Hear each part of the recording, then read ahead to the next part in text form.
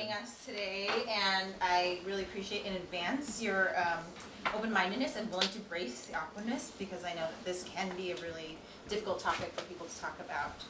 So, euthanasia, I just wanted to start with a PSA. Even though my title was quite cavalier, please do not try this at home. I am a trained professional. Euthanasia is permanent. It's a serious business, and I don't want people to think that you can just, listen to a 5-minute presentation and be an expert. So let's start with talking about the brain. The brain is the most important organ in terms of feeling pain, and this comic kind of points it out. The brain has to be functioning and aware to allow yourself to feel pain. And that part of the brain that processes pain is the cerebral cortex. And if it's not awake and functioning, you actually don't feel pain. Humans have taken advantage of this by producing unconsciousness or anesthesia and actually allowing a person or animals to have procedures done on them that are painful, but they don't actually feel it because they are unconscious. And that's going to be really important when we're discussing euthanasia.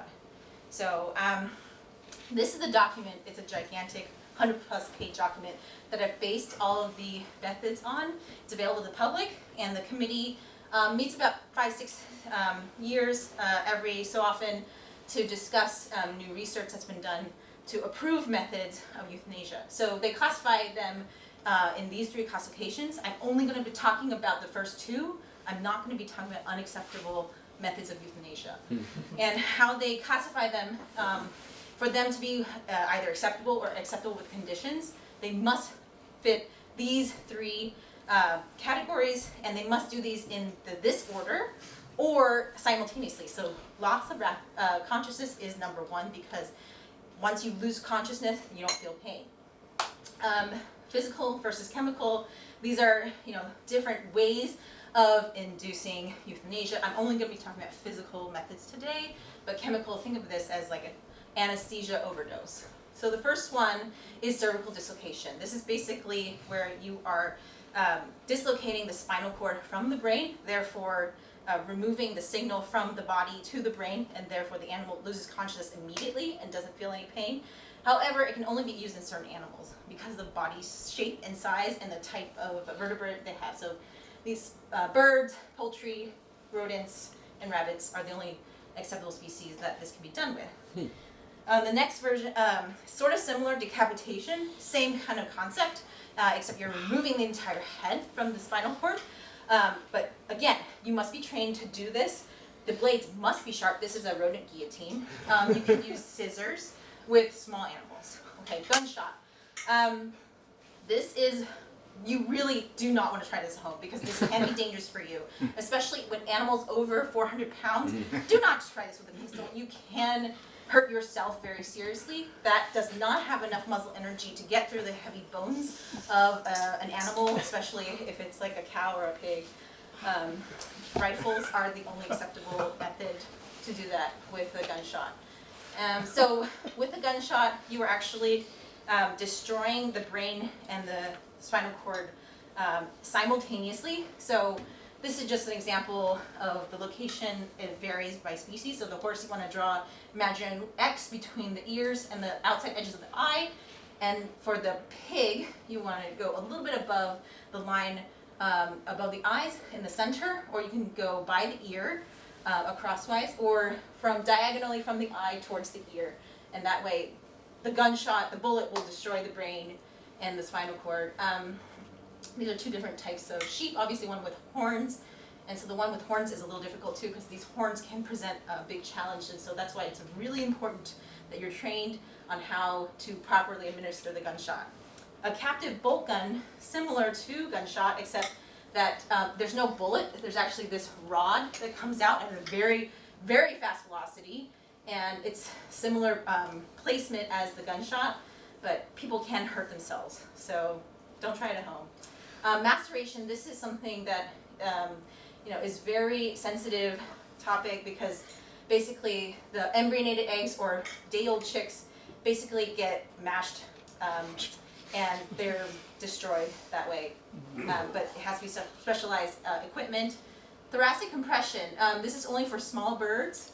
They must be asleep first in order for you to do this. It's basically compressing their chest so that they can't expand their chest to breathe. And then the last one is exsanguination. This is basically bleeding out an animal. Again, the rules for this one are the animal must be unconscious first. That way you can bleed them out, and then they will, eventually lose cardiac function. But you must go for a very sharp object and a large vessel. It can't be small vessels because that takes too long, and the animal could potentially recover from unconsciousness. So that's a very quick overview of euthanasia.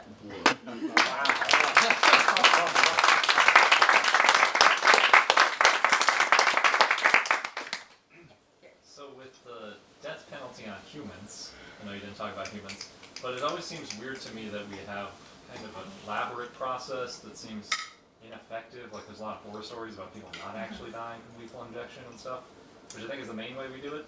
Yes. Do you have any? So the little that I know about lethal injection, which I cannot legally give you medical advice because I'm not a physician, I'm a veterinarian, and I can lose my license for that. So what I know is that there are certain drugs that they have to use, and my understanding is for some reason the types of drugs that they're using for humans aren't necessarily as quick acting, and so potentially, and it has to be approved by the FDA and all that, so it's a very fraught topic. So Yeah. I think the question Garrett is asking, if you had a 180-pound chimpanzee, what would be the right way to do it? Well, we would probably anesthetize it first because chimpanzees are quite strong, and the main thing is getting the animal to be restrained properly, because if they're struggling, if it takes longer, that's going to add pain and distress to the animal. And so getting it done in a safe way that's limiting their distress is first anesthetizing it. So maybe darting or giving an injection of a sedative or an anesthetic agent first so that they're asleep. And then I would probably get access to a vessel, so putting in a catheter to a large blood vessel, and that way you're secure that you know that you're going to be injecting directly into the blood vessel, and then giving them the overdose. So usually euthanasia solution for animals is pentobarbital. Mm-hmm. So I don't know what they use for lethal injection, but that's what we use. So in those examples where you're shooting the animal, how do you stabilize? You don't say stand still so I can shoot you. Right. So in the cases of slaughterhouses, a lot of times they're either in chutes, so they're restrained physically, or those instances, this is when an animal is really suffering. So horses that break their legs, on the racetrack, or that are unconscious for other reasons, or are immobile for other reasons. That's why you're choosing this method, because it's the fastest way to end their suffering without, again, doing all that, locating a vessel, securing the vessel, and then injecting like a chemical compound. Yeah. Or, in the case of slaughtering, you don't want to be injecting your meat with chemicals beforehand. So.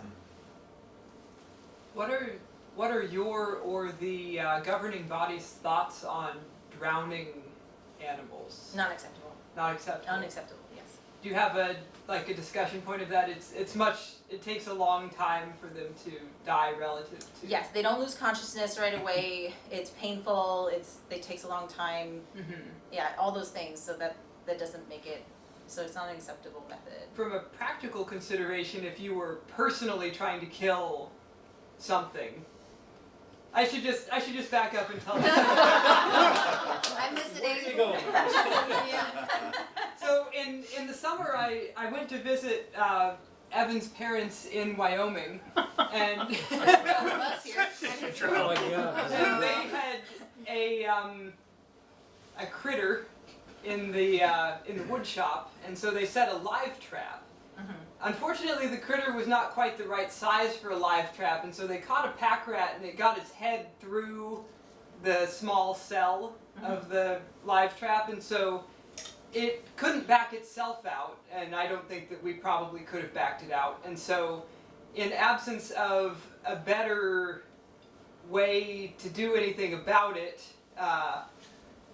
aka after everyone else walked away, I filled a bin with water and I dropped the live trap in it because it didn't seem like it was possible for us to allow this animal to recover, and that wasn't their goal, actually. Right, yes. And so it's interesting seeing this because it's possible, you know, if I'd seen this and I'd been thinking about it, that I could have grabbed like some big leather work gloves or something and actually like done the cervical separation, Right. aka cracked its head. And so it's kind of interesting from this like perspective of having recently like actually thought about this, seeing your talk. So to inject some awkwardness, that's my When I say don't try this at home, I mean, you know, obviously that's an exceptional case. I Like, mean, my if goal an is not animal's- to go around killing Right. little animals, If but like you see an animal suffering and you can do something about it, Right. then I would do it. You know, but obviously, you know, I'm not advocating for people to just go out looking for animals to like pick up and crack their heads. We got about Right, time for right. 2 more awkward Right. questions. What's your opinion on standard rodents, to kind of go on that way, but like you see tented houses and that kind of thing where people are trying to get rid of pests and rodents, and that's all chemical based, right? Yes. Like how does that correspond to some of this? Yeah, so this doesn't apply to anything that's outside of the. So this is a regulatory type of document that regulates how you know, veterinarians, researchers, and the food industry euthanizes their animals. Those kind of pest management kind of lie outside those regulations. And so they don't necessarily have to follow the same rules and guidelines. So obviously the rodenticide is a most commonly a clotting, disrupts the clotting factors in the blood, and so basically the rodent ingests it and then they basically bleed internally. And that's obviously not an acceptable method because it takes a long time and there's a lot of suffering. So, you know, but they do it because they can, and it's probably because it's the most cheap and easy way to euthanize, or sorry, not euthanize. Euthanize means humane killing, so Murder. to murder, kill rats and pests, you know, pest animals in the way that you know, the industry. I mean, that's what they're supposed to do. So, but they're not under the same kind of regulations as others. So at the beginning, we heard that you just have earned some certification in this. Yes. Does that entail practicing some of these methods, and if so, how is that done ethically? Yes, so veterinary practice is called a practice, but basically, depending on the method that is listed here, you must be trained appropriately. And so what that entails is learning from somebody who is practiced and experienced in that method and doing it. An apprenticeship. Yeah, kind of, you know, they teach you how to do it and then you do it. A lot of times too, if it's a difficult, technically, you can practice on an animal that's already dead. That so, you know, the person will perform the procedure and then you can go and just practice doing, you know, get the feel of it before you actually do it for real. So that's usually the way that it works. And we do work with researchers. I work at UC Berkeley, and we do train researchers how to euthanize animals, and sometimes that's the method that we have to take, and especially if it's more technical, so they learn the proper way to